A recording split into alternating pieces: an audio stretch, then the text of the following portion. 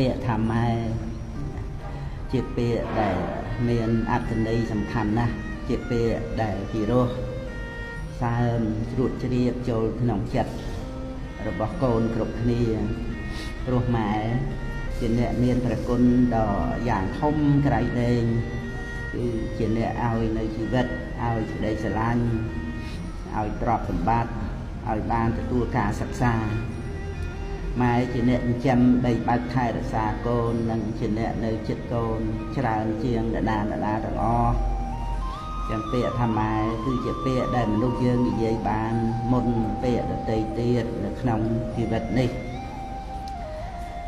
ពាក្យម៉ែមានន័យសំខាន់ខ្លាំងណាស់ប្រជុំគុណក្រាស់ក្រៃជាងធរណីពាក្យម៉ែពិរោះទ្រពលើប្រតិពីល្អដោយគិរីពេញដោយរុក្ខាព្រៃធំមានសត្វជាគ្រឿងលំអភរិយាបវរលំអផាសដា